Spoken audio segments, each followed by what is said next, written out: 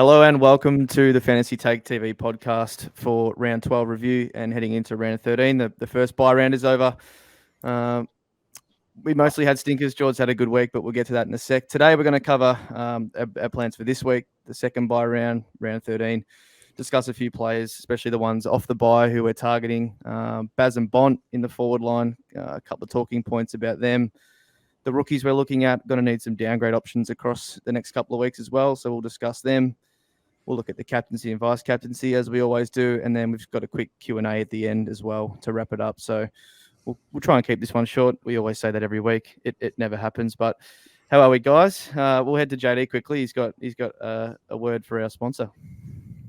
Yeah, thanks, Eno. I've been I bought a house last year, as a lot of people in the Cord may know, and I've been doing a lot of gardening during that time. Trimming up bushes, trees, all that type of stuff.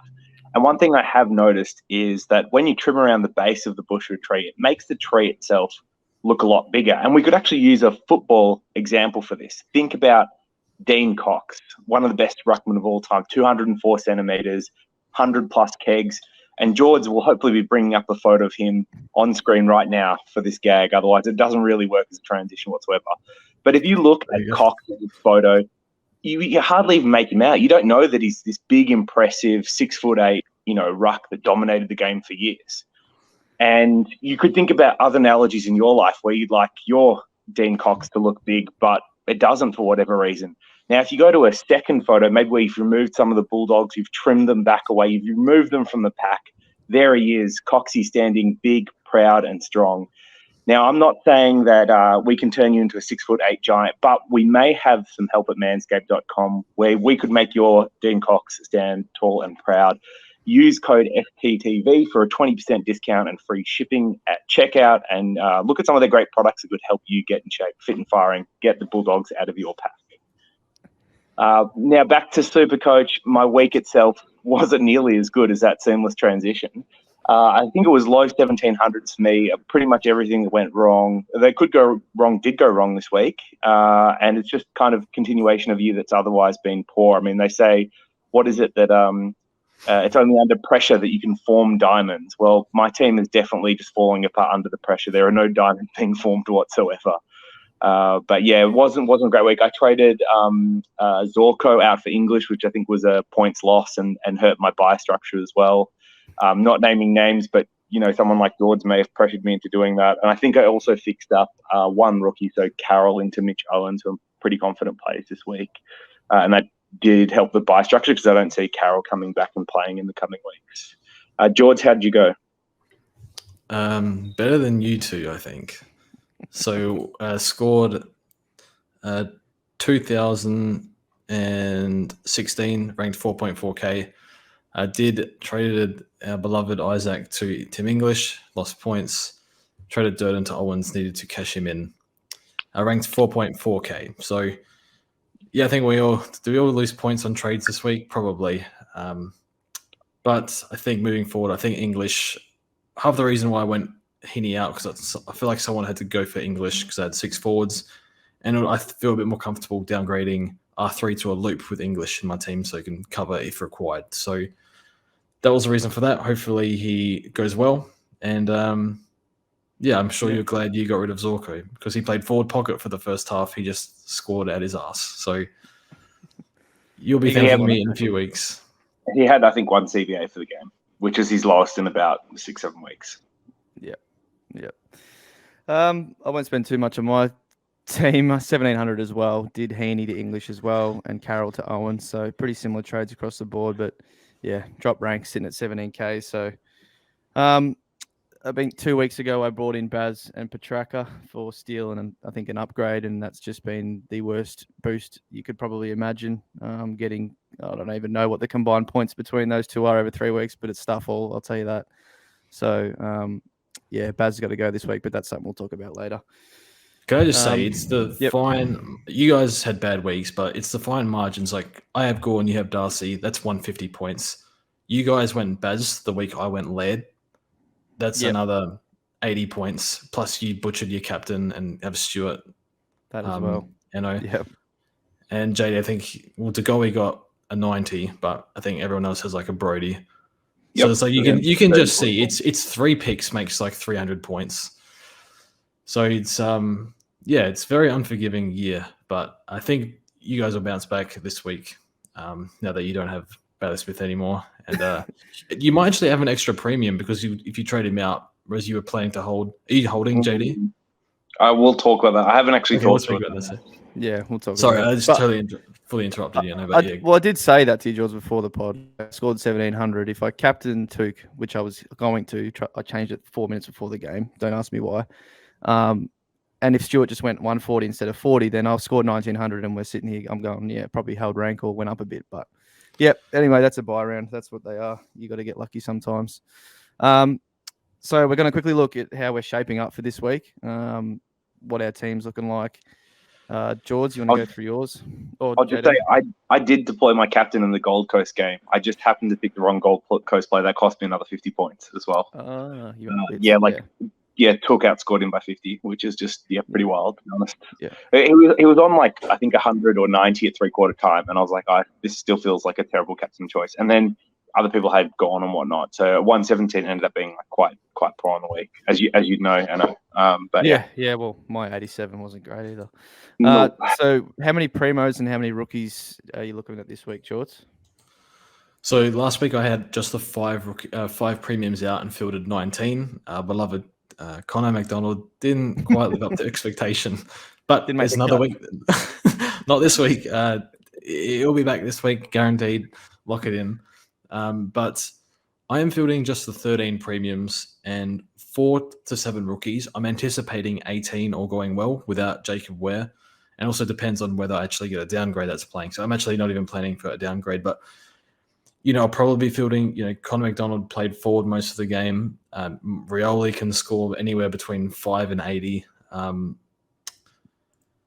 Hobbs, he's a good one, but there's a few, very dodgy rookies that I've got that I'm anticipating that this week. I don't think I'll be going up this week just because of how light I was on last week. It's this week will be a bit tougher. So not looking great, but I'm just kind of glad I'm fielding. I should be able to field 18, to be honest, but not expecting a rank jump this week.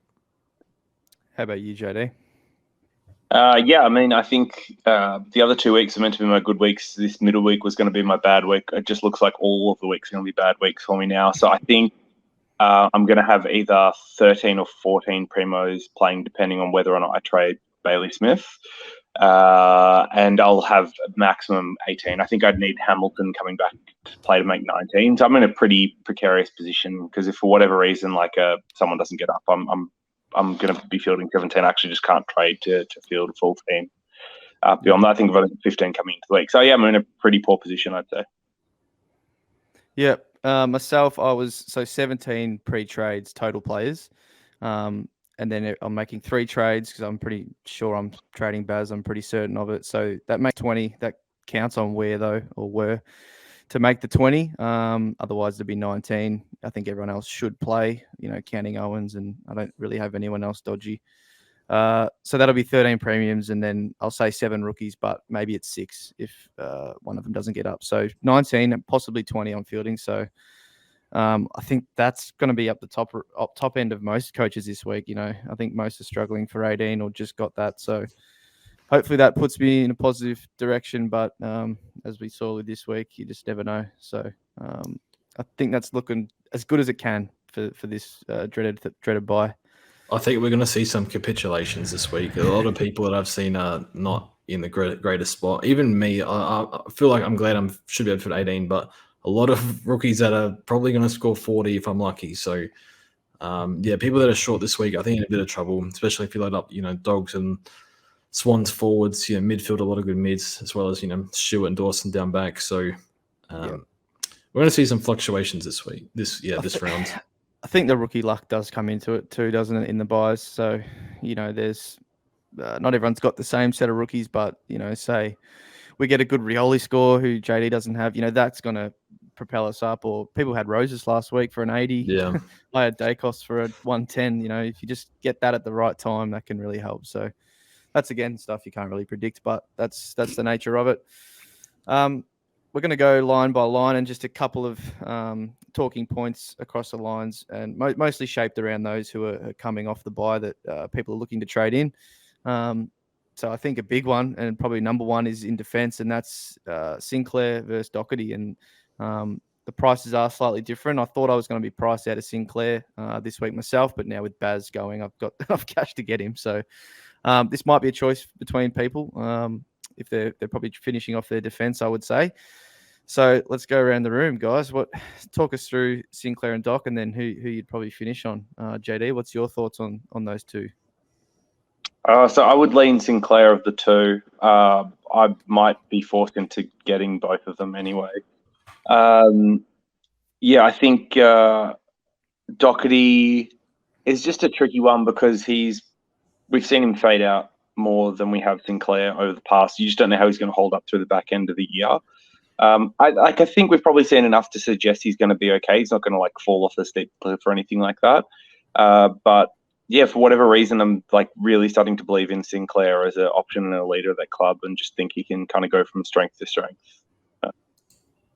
He's quite surface level insight, but just really enjoying how he's playing. And I think St Kilda rely on him a little bit more to create and be that quarterback out of defence, where Carlton have more playmakers and more people that can distribute the ball. So if they decide not to go through him for periods, it wouldn't be unreasonable, where I just can't see the same happening with the Saints and Sinclair. Yeah, the Blues have got Sard averaging 100 as well, and I think Williams is out of the team, but yeah, you're right. They've got a lot more options down there, whereas Sinclair just seems clear number one down there. George, do you lean the same way? I think we've had this discussion for a few weeks now. I think it's a bit tough. I'm going Sinclair, I think. My reasoning is mainly around the preseason, and Sinclair's back half, I think, was 95 last year. I don't think he's doing 113, which is what he did this week. He's played, I think, North and the Crows back to back, so 2 130s there. Hunter Clark's supposed to come back in, I think. I have no idea where he plays because they planned for him to be a midfielder, but I don't know if he makes it as a midfielder. So I'll keep an eye on that. But yeah, if Tom Stewart had his bye last week, I would still take him for 600k.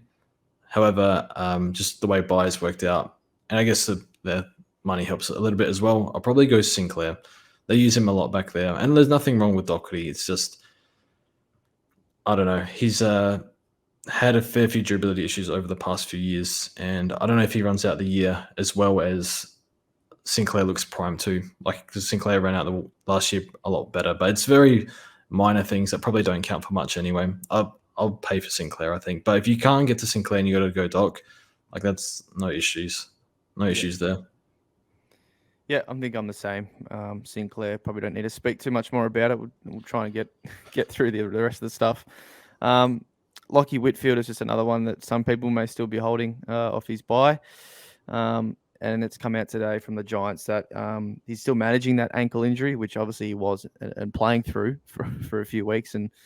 But they expect him to train and put his hand up for selection this week. So I guess keep a watch on that. If he misses, would you trade him if you still had him to get an extra play? You probably had to, especially this week. Just it probably puts you down to 18 or 17, so you'd probably have to, I would say.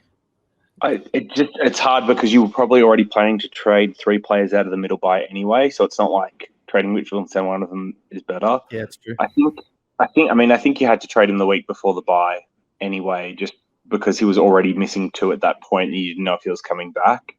I'm pretty concerned if he's still managing it. If he was a test, right? It's not even like he's managing it, but he'll play. He's a test. That's pretty concerning. Get through training. Yeah.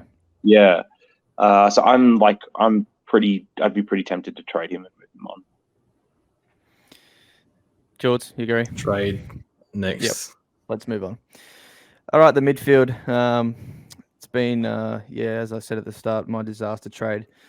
Well, disaster trade of the last month. I can probably pick out one every few weeks. But yeah, for me, that's been Petrarca. And look, it's not something you can really blame him for. He came down with the flu the week before and played through it.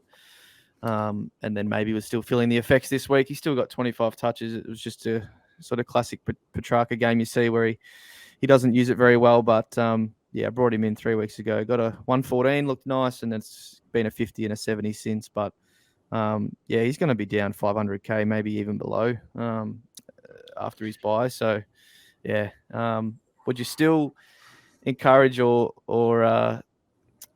say he's a good pick for people to pick up as their very last mid, George? But he went 120 plus the post buy last year, so he's a proud player. Melbourne need a win now. Like it looked like they were going to finish first. Now it's a bit more up in the air. They need him to be firing. I still wonder if he's managing the knee. But he's been good. I think he's probably fine. He works really hard. He's a proud player. He'll bounce back. If I can get to Mills, Parrish, Walsh, whatever, I'd go that route over Petrarca. But if it's in your price range, I'd still probably go Petrarca over Brayshaw. Yeah, who I was going to speak about next, but any other shorts on Petrarca, JD? No, I think post-buy Petrarca is a good one to pick up. Whatever the injury, health, sickness concerns have been, once past that point, he'll come good. I mean, it's also like, let's be real, they've lost the last 2 games, which is an anomaly really on their season. They have got more top 8 teams to play in the back half of the year, but you think after taking a couple of losses already, then having the bye, recouping, you're going to see a pretty hungry Melbourne towards the back end of the year. So I'd back in Petrarca to rebound and still be close to that top 8 mark for the back half of the year. Yep. I mean, that goes with Brayshaw, these 2 guys, is that you're probably not trading him in this week. These are 2 guys that you'd be looking at as your very last mid post their buy to bring in. So, I guess I'll ask again, George, speak about Brayshaw for a bit, but who would you be? Who would you endorse more after that for someone's very last spot? Would it still be Petrarca over Brayshaw, or? I think so. After the buy, I think Petrarca is a fantasy pick. He's scoring like a pig in that form. I thought he was best on ground, and he only scored 110 this week. So a lot of uncontested marks. He had a lot of contested on the weekend, and he's probably underscored. But I think Petrarca a bit higher. Petrarca's contested rate is a bit higher than Brayshaw's. Yeah, I'm talking about Brayshaw before, but I'd probably still lean towards Petrarca. But honestly, I don't really want either. I'd rather Walsh specifically, to be honest. Yeah. But So we'll say someone's getting in. Sorry, JD, just quickly. Say someone's getting in Parrish and Walsh this week, right? They're spending up 620. Then they have to get Brayshaw or Petrarca the next week. Would you prefer that or get Merritt this week and then do someone else? I'd actually probably go. What's the better combo? I think Merritt, because you get him for an extra week.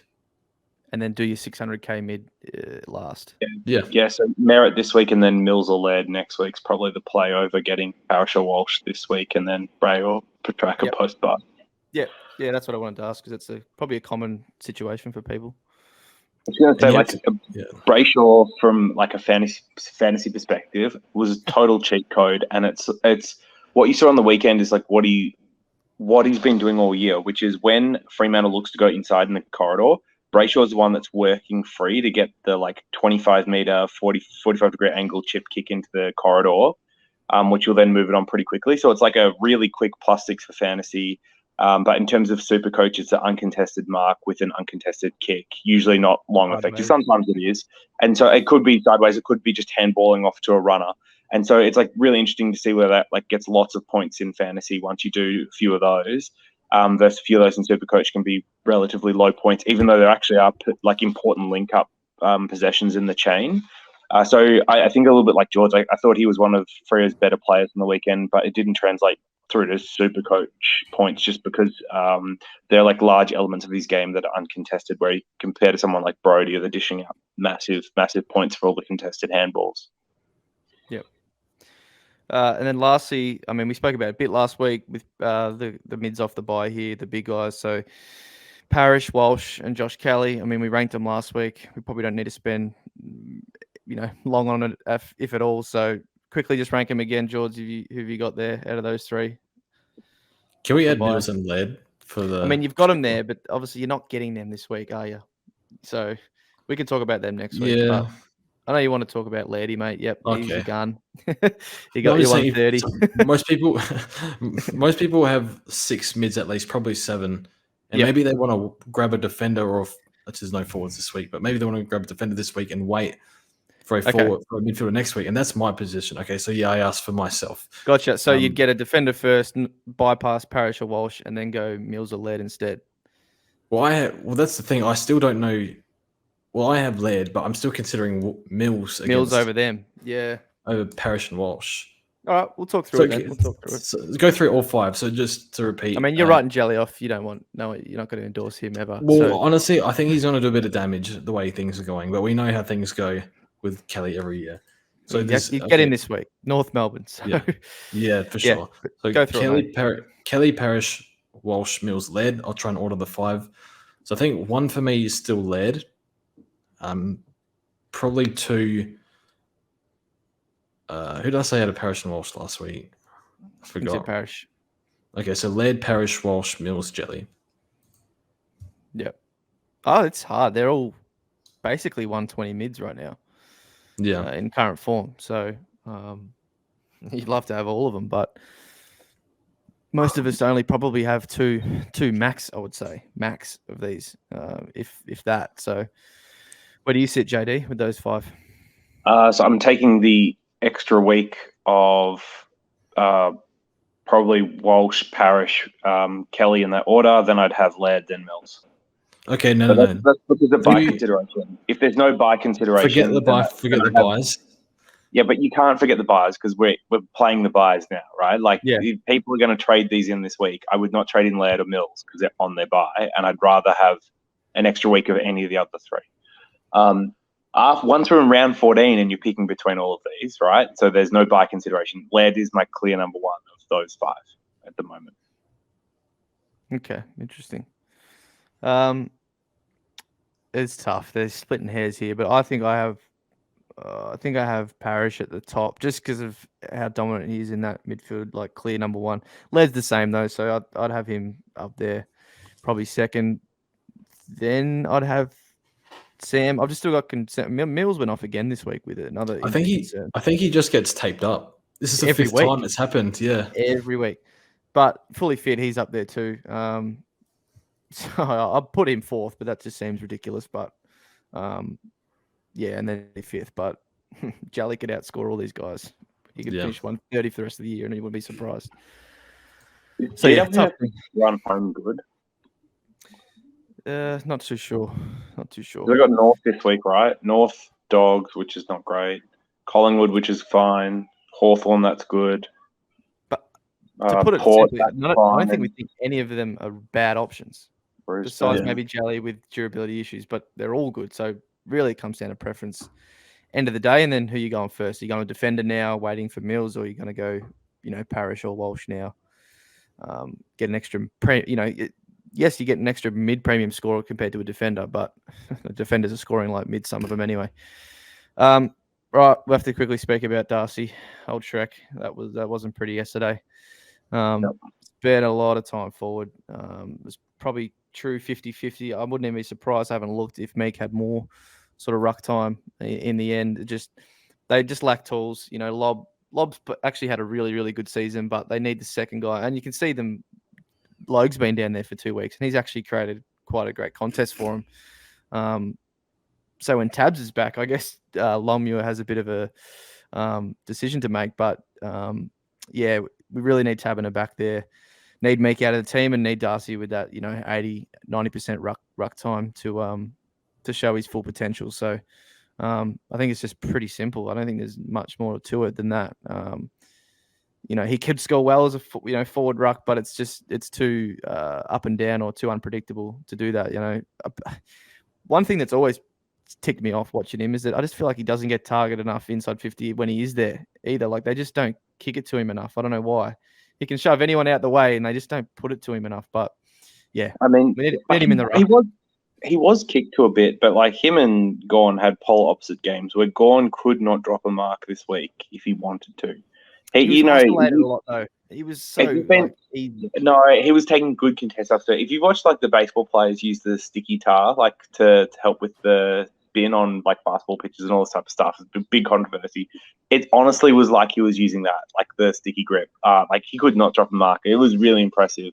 It was, I think it was Frico, someone that tweeted it was his highest scoring game since the end of 2019, which doesn't surprise just from what you watched. And then Darcy was a little bit the opposite. Like every pack mark that he was kind of involved on, he had the extra to defend him on him. It just never really seemed to be exactly landing in his mitts. But to me, Darcy also looked a little bit off. I don't know if it was just me. I wouldn't be surprised if he was a little bit like under the weather or carrying something. He just didn't seem to be moving as well as he does when he's at his best, which is like, I guess, a little bit of concern, but we've only got one extra week for the bye. And it could explain why they were using Meek more in the ruck than maybe they otherwise would have in the past, because we've seen Ruck and Meek Darcy and Meek in the same side before, and Meek really hasn't rucked as much and been as dominant as what he has been in the past. So that split felt off to me like it was an indicator of something else going on with Darcy, which does have me a little bit worried. But I don't know if I'm just being paranoid on the back of like a particularly poor week. Yeah. CBA's was 66 to Darcy, 34 to Meek, but that doesn't obviously show true ruck time around the ground either. Shorts, what do you reckon? Not too sure.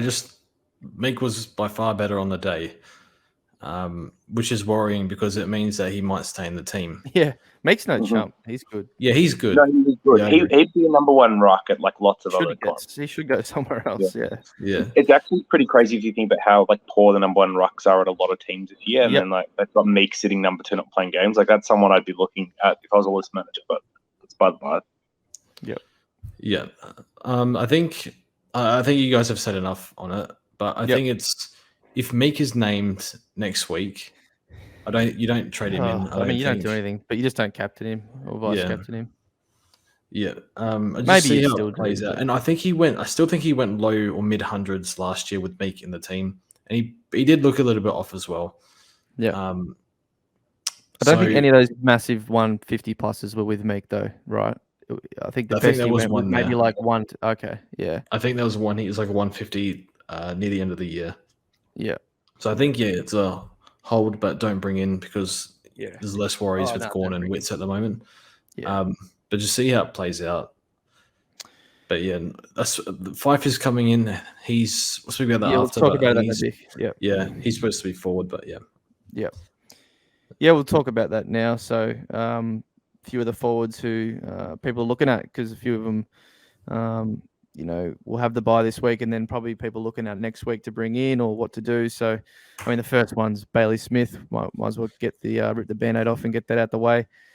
Got the suspension for the headbutt at 3/4 time. I thought maybe it'd be a week, and that would be a great result because he'd missed that during the last bye round. While you're down a primo, it doesn't hurt as much during a bye round.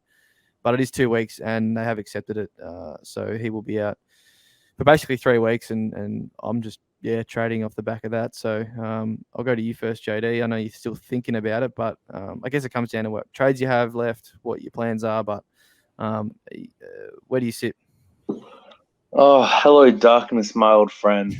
I mean, just like pour one out for you and me, because like you talk a lot about like, hey, you can follow the right process and get the wrong results. And I think that's definitely the case with Bailey Smith. Like we made an educated choice. He was going to get forward eligibility. We were right on it.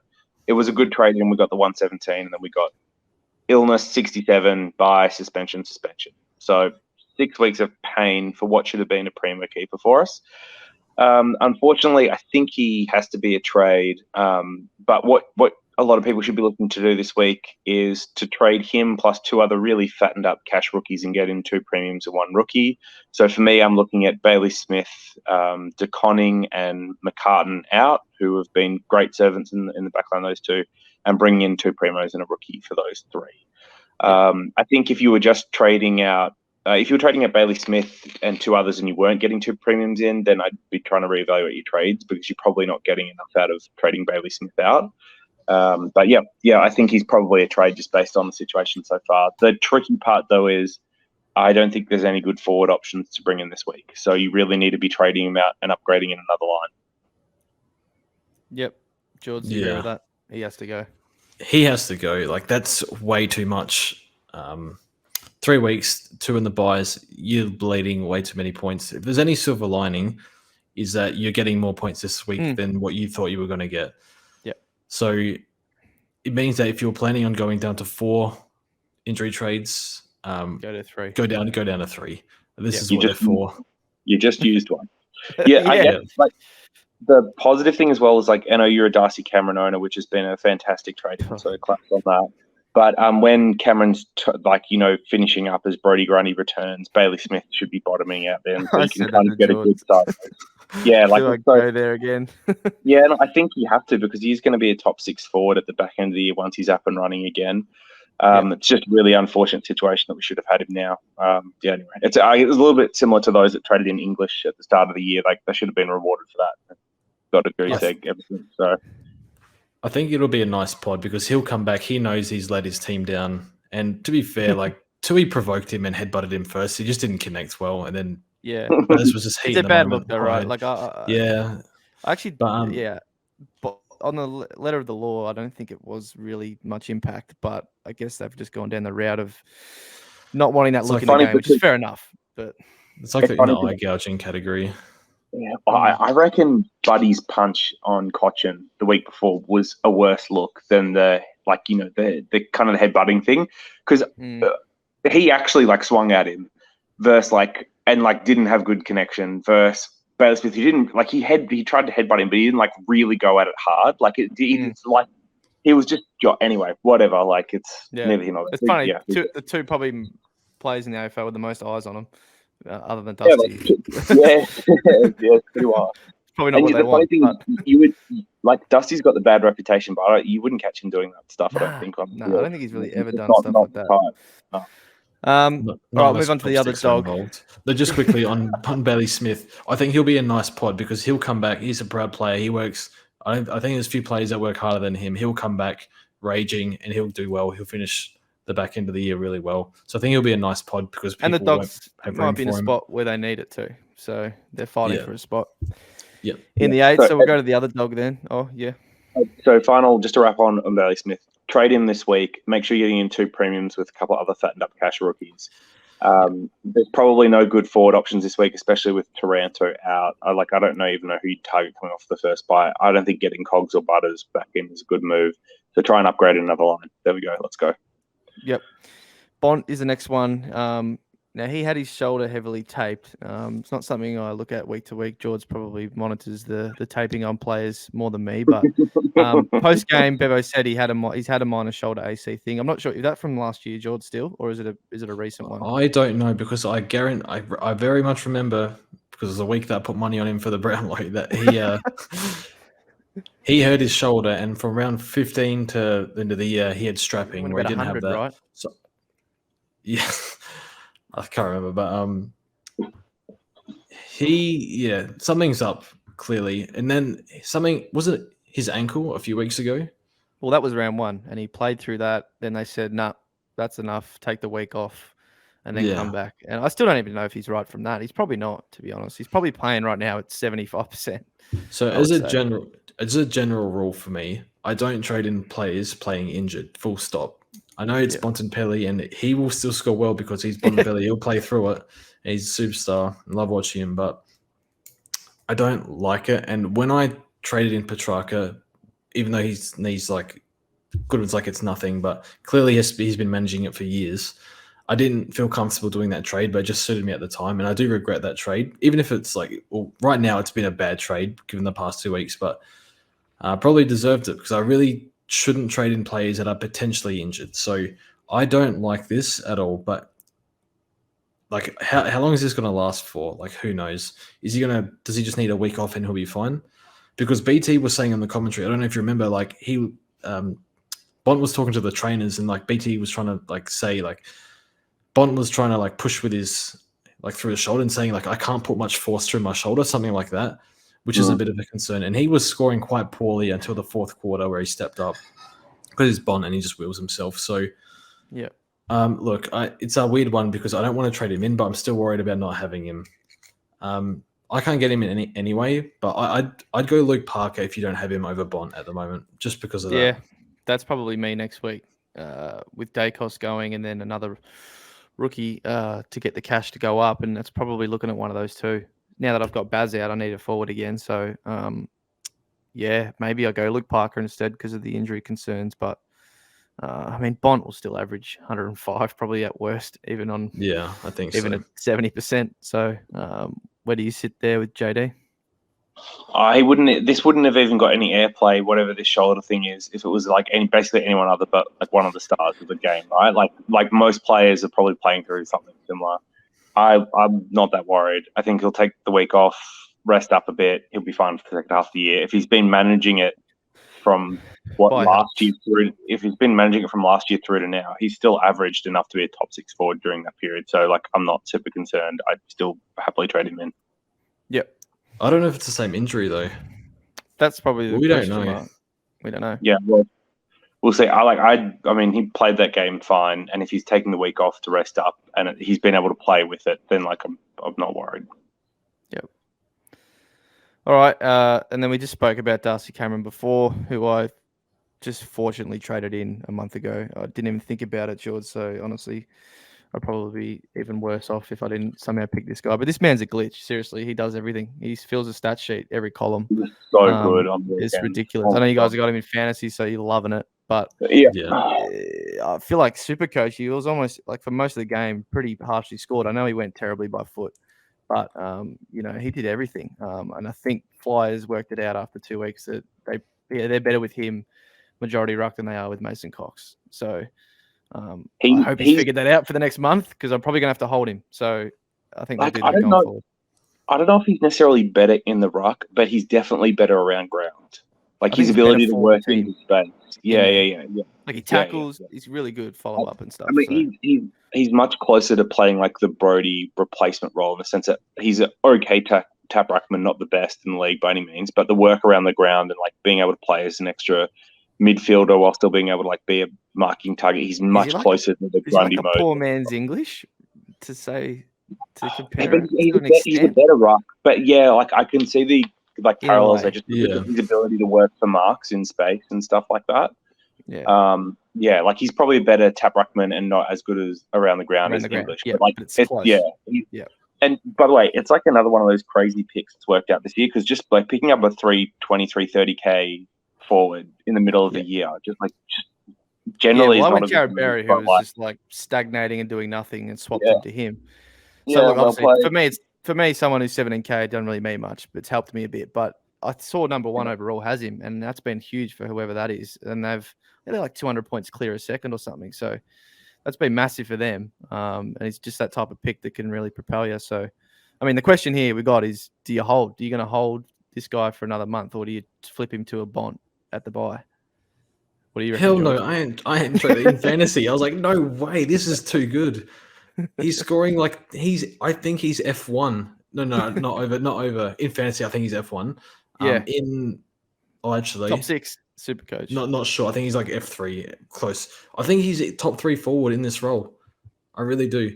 It's just like when Brody comes back. So I am not trading in other format. I'm not trading him.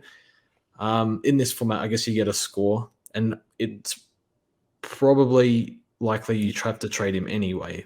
But it's going to take only one, which is probably really good. Just a straight swap. Yeah, probably make money on it the way things are going. I would still hold. I think he's a nice pot to have. Yep. I've got Grundy at 4 to 6 weeks, by the way. Yeah, I was definitely planning to trade him in fantasy at his buy. So was I. But that was when Bailey Smith was still an option. So I think it's probably more likely than not that I hold him. I've got Will Brody in that format as well, who I probably will trade at the buy, just because he's super good scoring is so much better than his dream team scoring. So I'll probably move him and keep Darcy Cameron. But yeah, I mean, he's perfectly fine to hold if it works for your buys, which I think it should for most people until Grundy returns, and then you could trade him to a Bailey Smith once he's back. I think that's probably a pretty smart move. Can I just say there's a lesson in this, especially for me, and I wanted to pick Darcy Cameron this year, but no, I burnt so many trades for no reason early in the year. I think my first 6 trades, apart from maybe one forced, with feel like Whitfield had to go, I made no ground in 6 trades. Like, what are you doing? Trying to fix up stuff and trying to reallocate money to fix your structure and stuff like that. If I didn't overtrade early, you hold trades early, you can grab opportunities mid-season. And this was the one. This was the ticket. to, he's such a nice pod to have over everybody else. And he's made a stack of money. So, and you'd probably, given his price, he would have got an extra rookie off the field. So he would have been footing less rookies at the time. So I think for you, it's kind of cancelled out Brody a little bit for 4 weeks. But other stuff's gone wrong. It's keeping me here, but it would really have helped someone in a good position. So I think the lesson is if you can hold trades early, you can grab opportunities that come in season. Some years they don't come, but this year, well, this was the one. So, I think the other thing as well is normally this isn't the type of pick we'd go for, and why don't these picks normally work out middle of the year? And I think it's because genuine role changes don't really happen at this point in the year. But this one was quite different because it's not like he's competing with anyone else for the number one ruck spot. It's locked in, and we know number one ruck score well. We've got lots of evidence of that being the case. So there was talk around Cox coming in and ruining his scoring, and that just hasn't panned out at all. So you could see a bunch of reasons why this wouldn't have worked out, but I think it was probably the one or one of the handful of times where a mid-season, mid-price risk worked out not just well but really well. It's tricky because I don't think this type of trade works every year, but it's been fantastic for those that have picked him up. Speaking of picks and players that don't work every year, the man that's ruined our season, JD, and that's William Brody, All Australian William Brody. Many in the quad are saying, but no, he's been unbelievable. And we've got some news on Fife's return. Obviously played in the waffle last week. And to be honest, you saw this coming. I think Fife going full-fledged into the midfield probably ruins a bit of their chemistry they've got going on at the moment. So I didn't expect him to go straight back in. And a quote from a journo who I don't even know, but he has got the tick, Corbin Middlemas, says Fife on his preseason statement, because remember at the start of the season or before it started, apparently him and JL had a bit of a convo and he said, "Nah, mate, I'm playing in the midfield." But apparently Fife said tonight on Fox Footy that it's over. And he said, it just shows that the short-sightedness of sweeping declarations. So he says we're a different team now, very open to playing forward, but more than anything, I'm very open to playing within our system and whatever best suits the team. So he's come around to that, I think. And with their struggles down forward, Tabs obviously hasn't been healthy for much of the year. They've got Griffin Logue playing there right now. As I said before, he's done well, but you prefer Nathan Fife probably there than Griffin Logue. He'll probably be more forward, I would say, than mid. He's still going to go in there. You can't not put a two-time Brownlow medalist in the midfield at all, but it won't be a big role, I don't think. We'll just wait and see, I guess, George. I think at least you'll have a proper premium in his place to combat that in the back half of the year, so it's not going to hurt you guys as bad. But yeah, he's so good. I'm happy for Freo support. I'm actually really excited just to watch Fife play again. He is plus 350k from his starting point. And going up. He's 100k more than Petrarca next week. So my God. Ridiculous. That's the best pick since Mickey Barlow. Better than Mickey Barlow. Better. I guess it is because he's a keeper. And I think it's the best of all time, just about. I think Zeeble last year probably pretty close. Zeeble went 107, but Brody's 120s. Now it's just getting out of hand. Yeah, it's crazy. This, I cannot believe he destroyed my whole season. If you think about the story of Will Brody, this is his 5th year in the system. Showed absolutely nothing in a terrible Gold Coast list. Got moved to dump salary cap to Freo. Was pretty average in all preseason reports. O'Driscoll, Tucker all looked like they were at or ahead of his level. He was finishing last in time trials with Darcy. And he was really only going to get a game for a few weeks until Fife returned, which then got pushed out another 10 weeks. And during that period, he's getting 60% time on ground, but still scoring in insane points per minute. And he's just grown into the role each week. Now, fair play to him. Whatever he's able to unlock this year is amazing. And he is a very good footballer. But, oh, my God, there's no way that even the biggest Will Brody lover could have picked that he would destroy seasons this badly in SuperCoach not having it. There's no Will Brody lovers before this year. Don't get it twisted. No, no one even knew what he looked like. I guarantee you right now. So the other crazy thing is every time I've made an upgrade to my forward line, it would have been smarter if I just picked Will Brody. When I traded in Degoe, it should have been Will Brody. When I traded in Bailey Smith, it should have been Brody. When I brought in Parker, it should have been Brody. And Parker's been a bloody good pick. It's just that like it's insane. I mean, so it was like one of those like fair play to George for like sucking up your pride and your ego and trading him at 350. Because like I couldn't do it and it's killed my year. But I like. Yeah, do you know the thing is, right? Like I would follow the same process next year, and there could be a Will Brody clone, and I'd probably miss him again. It's a really sad thing. But anyway, this is the last time I'm going to rant about Will Brody, and I'm just going to let people that picked him enjoy him because yeah, fair play. But man, it's People that sad. picked him, JD, is 98% of the competition. That's the thing. Yeah, I know. There's a lot of coaches better than me this year. A lot of coaches better than me this year. It's the worst miss imaginable. A keeper for 220k. That's looking like top 4, top 5 forward. Yeah, it's like you missed Zebra last I think year. Pretty much. Honestly, I'm surprised you guys didn't start him because he was named on ball in round 1, and I started him. I saw the tog, and I wanted Lipinski really, really bad. So he was part of the Lipinski and Cripps getting those 2 in.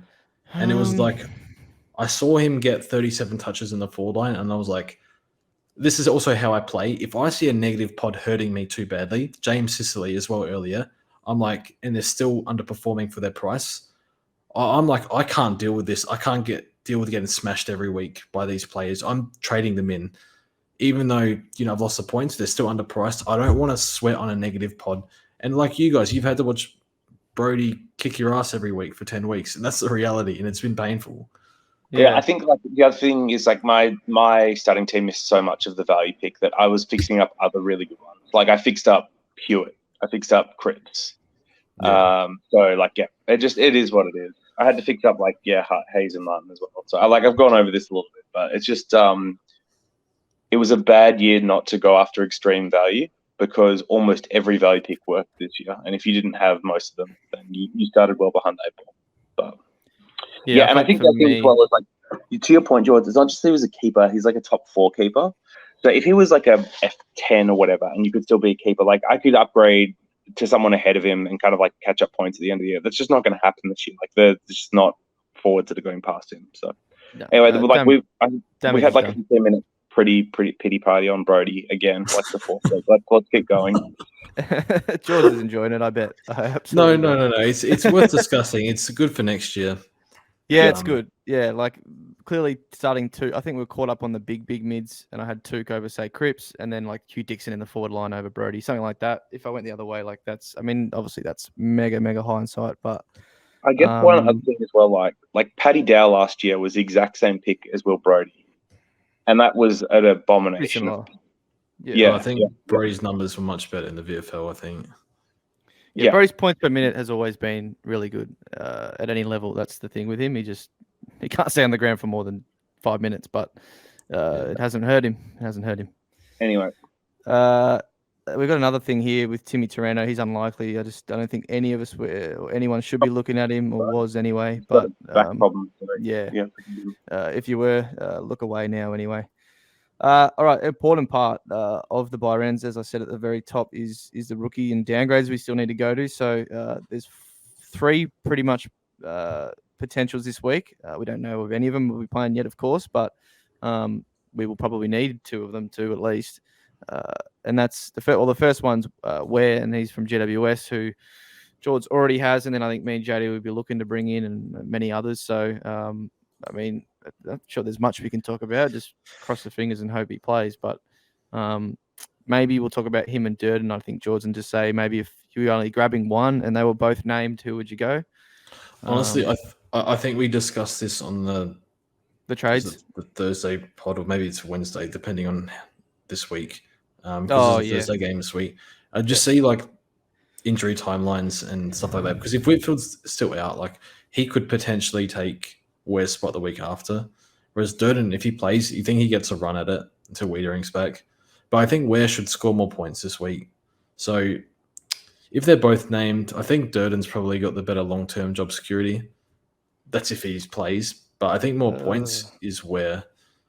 So that's the thing with this week. If Whitfield's name and Ware's there, I think Ware's probably got better long-term job security because there's no one to push him out. Where with Durden, he will get knocked out by Wiedering eventually, or like McGovern when McGovern returns. Yeah, just looking. This is the big buy round where it's Thursday to Monday, so we actually don't know till Friday night, obviously for Sunday. So just spitballing, I think we do the video on Friday still, just because we won't know the GWS teams till then. And then Pies and Demons, I don't think that's super relevant for anyone. Okay, yeah. But it's actually not bad because the first game, Richmond Port, doesn't lock out anyone we really are looking at to trade in. Friday. So do it Friday still anyway, and we'll discuss it then. But yeah, so those two defenders, and then Mitch Owens as well. I'd grab him first over the others. Yeah, I mean, we've already got him. I'm hoping he's named. So look at him too. But they're the clear sort of three best. And then you got Jai Cully here down, who obviously was the number one pick in the mid-season draft, who I think they'll just have to play in the second half of the year once he's ready to play. I think they said as much as well. Simpson said. Once he's up to speed or once he gets acclimated, they'll probably throw him in. So he might be one we go next week, even if he's not playing, just to sort of envisage someone that we might need as cover, something like that. Yep. Maybe Carmichael from Collingwood as well. I think he's ready to go, but more about that when it comes. He's got good numbers as well, doesn't he? We're doing the Q&A, or we'll go through the captains first? Go over captains first, I think. I think it's pretty straightforward for me. Hopefully Meek is out of the team and I'll slap the VC on Big Shrek. And then backup captains, it will be Clary or Neil. Again, they both play after, so decide then. But yeah, if Meek's out of the team, I'll have the VC on Shrek. Where are you guys heading, George? I'm going to keep it simple. Sometimes I tunnel too much on captains and miss big scores, but I've had a decent look. I think Cripps versus Essendon with a week off could go big. I'm just going to play it safe. Neil at the Gabba versus Saints into Oliver at the G against Collingwood. I don't want to stuff around. I think chances are I should get a decent score. So yeah, two reasonable matchups for each team. The Saints are good, but no Jack Steele. So I'm expecting to take Neil's VC. So Neil into Oliver. JD, similar? Yeah, I think Neil into Oliver is the one that looks most obvious. There are some other nice options. So if you're trading in Walsh this week, like Walsh against Essendon, Cripps against Essendon are both nice. I could see Brayshaw or Darcy as vice captains against Hawks. Definitely wouldn't want to captain either of those straight. And then Josh Kelly as a vice captain option against North's also good. I wouldn't want to put him as a straight captain, so you'd have to go Jelly into Oliver. I think those are all alternatives I actually don't mind as well. I think Oliver against Collingwood's pretty safe this week as a captain score, so I'm happy to go for any of the high variance options if you want to, or just playing it safe with Neil vice captain. Yep. Cool. I've got the questions up, George, so I'll just continue here. You can sit on the answering side. It's probably better. There's a few we've already answered. So your Parish versus Merritt, trade or hold Baz. We've gone through that. Hold Fatty, as we call him, Paddy McCartan. That sounds disrespectful. That is disrespectful. He's not that anymore. He's actually been unbelievable. One of the best rookies this year. Super good. So, Luca asks, do we hold him and wait for Stewart, or do you just trade now and upgrade? I want the points. I need the on-point field. I need the points on field this week. I'll grab Sinclair. JD, if you're actually in a good spot, you could skip a Sinclair or Doc and go Stewart next week or the week after once he drops. If he drops, doesn't score 190 again. Yep. Mm-hmm. Yep. Ideally, I'd vote for Stewart, but it's just not going to happen with my team structure. So if you're in that position, then yeah, by all means. Yep. One for probably you, George, from Flinos. Will you be starting Jackson Haitley next year? Well, I put my reputation on the line for the AFL fantasy community, and I said that he was going to get 50% CBAs, and he got 1. 6%? Yep. The coach is an idiot and played Matt Crouch with 150 meters gained and 30 touches in the midfield. So the good news is Haitley, he actually did it at GWS. He actually scored on a wing before. And part of the pick was playing Crows fixture. Anyway, enough on that. Am I picking Haitley next year? Of course I am. Well, don't be silly. That's so free. In Dream Team. Probably. What's wrong with Pendles lately? Oh, geez, if you brought him in, that's probably not gone great. But trade him in 3 weeks ago. 3 round average is 70. Oh, I didn't even realize. This is why you don't trade in 33-year-olds, JD. because you don't know if they're going bad or not because they're old. When they have a bad game, or are they old? Is the role not there? Is the cliff coming? Who knows?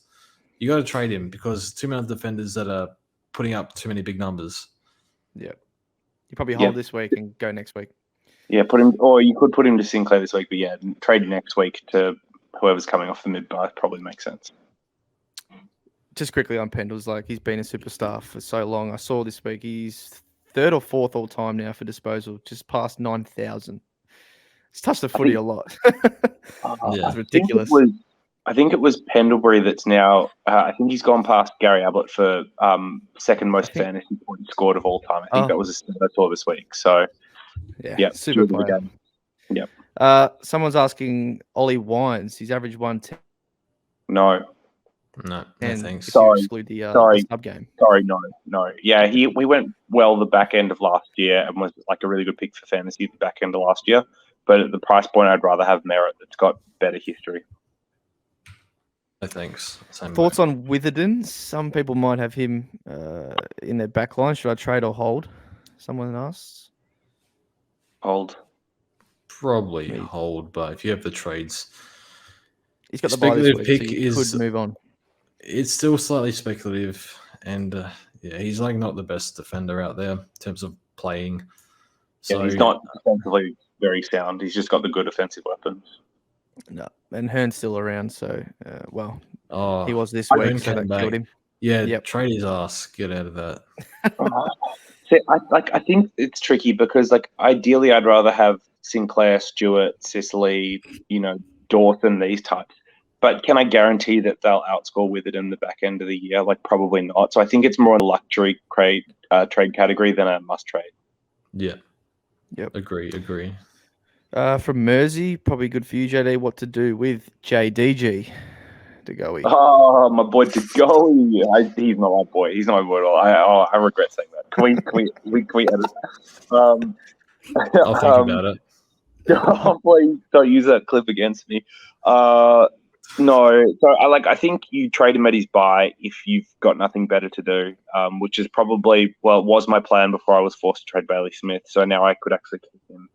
I think it's tricky. His role is what his role is. He's getting lots of CBA still, but he's not actually playing on the ball that much. They're moving him forward. Outside of that, you're going to get some games where he scores really well, especially when he moves forward. He's kicking goals, and then you're going to have games where he just doesn't play as well. So I think we might see some big scores with him in the easy kills, and then in tough games you probably see these 80s, and it's just not going to be great compared to a lot of the other forwards you can get. So yeah, definitely trade him at his buy if you're in a position to do so. Otherwise, he's not the worst F6 that you, eventually trade to someone like Bailey Smith when he's back either. Agreed, George. Yep. Yeah. I think this is a pretty straightforward one, but I'll ask it anyway for people that might want to know. But 9 trades, go down to 9 trades with Parrish or 10 with Merritt, still have 1 upgrade to do. I feel like that's pretty clearly, yeah. It just depends on if you can still get the same player I would ideally have next week. So it's a little bit back to what we said earlier. So if getting Parrish this week means that you can't get Laird next week, I'd rather get Merritt this week, Laird next week, and complete your team like that rather than going like Parrish this week and having to wait a week. Yeah, or get a scuffed option next week, so you end up with Parrish and Merritt rather than Merritt and Laird. So I think that's the only thing it comes down to. But if you're going to get the same completed team next week, it's just a matter of Parrish versus Merritt and an extra trade. I'd rather have Parrish. Yep. Doherty worth getting as a last defender, no kick-ins at the moment, or hold off for Stewart? Similar question, but to before. Doc should still be alright. He doesn't really get many kick-ins anyway. Yep. He's only had 1 or 2 games for most of the year. He's not dependent on them at all. I still don't I'm not really interested in Doherty. I say he'll be fine because he should be, but just because of his history of back ends of the year. But he's had injuries and stuff, to the cancer and all that. So he's had that to deal with. So hopefully nothing happens to him this year. But yeah, we spoke about that earlier in the vid. But yeah, should be fine. Something we kind of spoke about when we spoke about Darcy, but I guess it's relevant with the ruck line now. Obviously, 1 week is a long time in footy, but Shandy asked, should we now pay $620 for Gawn post the bye? or would you still look at Darcy? Like, we get one more week of data, I guess, this week, but So is he picking between Darcy and Gawn? I believe. I mean, let's throw Wits in there. Let's actually throw them in there and say, Order because them. people probably at least obviously got one, I would say, of these. Maybe they're looking at their second. Yeah, maybe let's order them here for people post the buys as their final ruckman. I'm not changing my rankings. It's still Wits, Darcy, Gone for me. I think people are overreactionary to 1 week. I think I'd only move it if I was like, if news came out that there was something wrong with Darcy, in which case I'd move Gone up ahead of him. But as we've mentioned, it's Gone's best game since 2019. I don't expect him to have a series of best games since 2019 over the next few weeks. You'll see him regress back. And when they both regress back, I would still have Darcy from here. Yeah. There's no way I'm picking Darcy over Gawn at the moment. That's fair enough. I think Gawn's a bit safer. And there's still the durability factor with Darcy. And don't get me wrong. Okay. Also, don't get me wrong. Meeks dropped this week. Darcy gets a look at Hawthorn. He could easily put 80 points on Gawn this week. So I just think there's a bit more safety around Gawn and Wits. And Wits' scoring is disgusting. Like, he's had no tackles for 2 weeks. He's had no marks for 2 weeks, and he's still gone 120, like 115 2 weeks in a row. I'm like, it's like, I don't know either. Points. It's like, what the hell? We've got him, but like, anyway, I'll take it.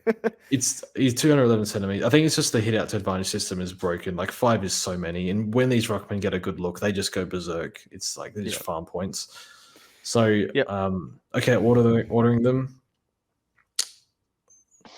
Gawn, Wits, Darcy. But it's weird because I would have had a different order last week. I just think Gawn has had this is the third monster game he's had, I think. There's no reason why there's not another 2 or 3 left in him. The thing that makes me worried about I was going to say the thing that makes me worried about ranking him third is the difference between like his 80s and his 140s or whether he's sticking his marks, and he's sticking his marks at the moment. So like I could see him continue to score very well from here if he continues to get those looks, which is scary. Well, I think Gawn and Wits should go 115 to 120 from here. Just seem, I mean, that's what they're doing right now. Like, why wouldn't they do that in the back half of the year? And then Darcy's variation could be anywhere between 100 and 130, to be honest, just depending on make it and whatnot. So I prefer this. I sort of have a better idea of what I'm going to get from Gawn and Wits. Let's not forget that other big score from Gawn was against, like, who was it? Todd Marshall for a half. Oh, that was disgusting.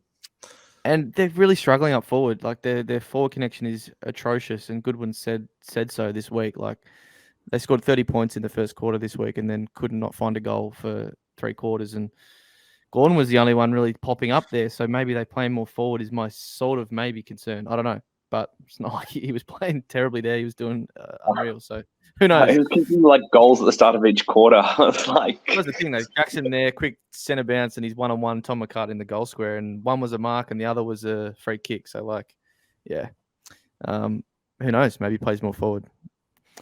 We've already spoke about Ollie Wines. That's the second time.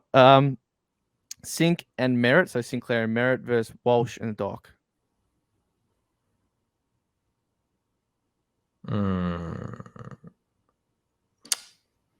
So there is that 30k difference between Sink and Doc. It might. Yeah. I think Walsh and Doherty should score more, but for whatever reason, I feel safer with Merritt and Sinclair. I can't tell you why. I just don't want Doherty, to be honest. Yeah, that's what's the only thing.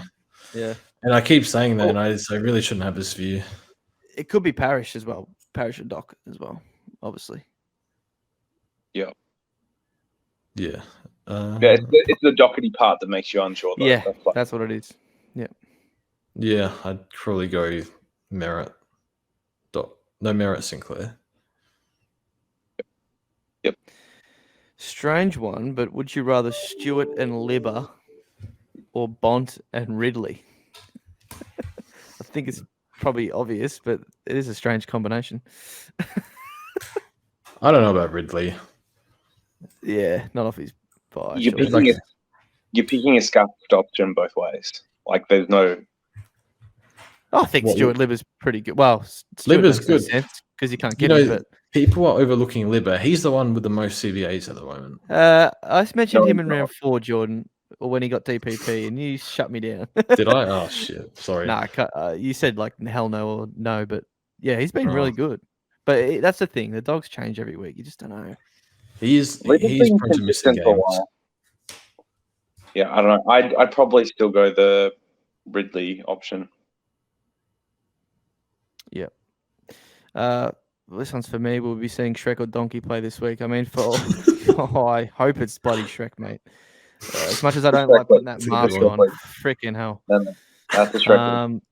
We're getting a 130 this week, and 130 and above is in a Shrek mask line for the podcast this week. Yeah, which I do thoroughly look forward to. Most viable rookie options. I mean, if we're going to bring one in before they've even played a game, if we're that desperate. We just don't know, mate. Clearly, I think it's hard to answer before we know teams and whatnot. Probably but, Cully. I think Cully. Not really sure. Yeah. Is it horrendous to have 3 trades post buys with the finished team? It's like risky, but it could be fine. I mean, you'd rather have a finished team with 3 trades than an unfinished team with 5 trades. So, yeah. Yep. I think it's your limit. Wouldn't go any less than that. I did it last year and I hung on for dear life. I think I just had Zeeble out in the last round. I couldn't cover 4, so that was about it. And then, I mean, that's pretty much it, but there's a last few on just Zach Merritt as an option. I mean, I was looking before. I think he's the most traded in besides Mitch Owens, primo. So I think we haven't really spoken about him at length, but just as a pick, I guess, in general, I've got to go him this week, JD. Is he your side swap from Baz? Are you pretty much going to go that way?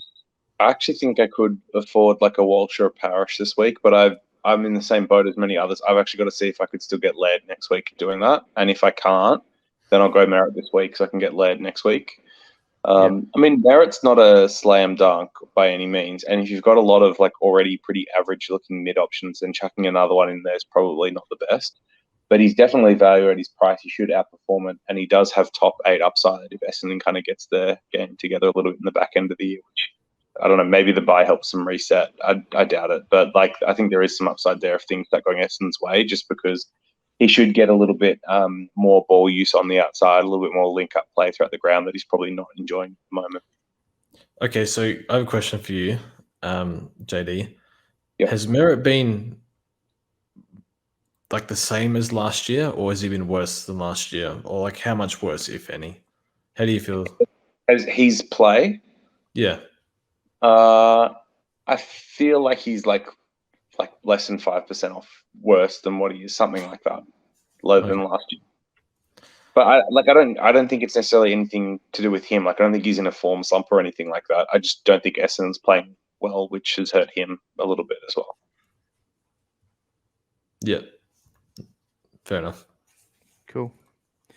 All right, I think that about wraps it up for this week. Unless you boys got anything else to talk about, what are you heading back to New South Wales, JD? How's the flight?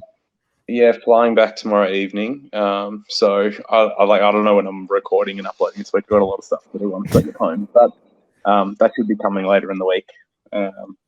Otherwise, I'm just going to upload that video of like me crying to Colin, and that can be my video for the week. Sorry, it's a Discord joke, guys. Yeah, flying back tomorrow. Yeah, bit to juggle with like kids and work and whatnot. So we'll find time where we can. But yeah, looking forward to having Thursday night footy back this week. I was gonna say that. Yeah, get games across a few days, and then they've put North and GWS on the Sunday standalone, so that should be great as well. I think it's at Marvel Stadium. Let's do a nearest to pin. What's the crowd number there? I don't know. I think 10K. Oh, I think that's overs. Is it? Overs, yeah. Even the Crows had 22 this week. I was like, geez, what's going on? North Giants in Melbourne. That's 3,000 to me. 4.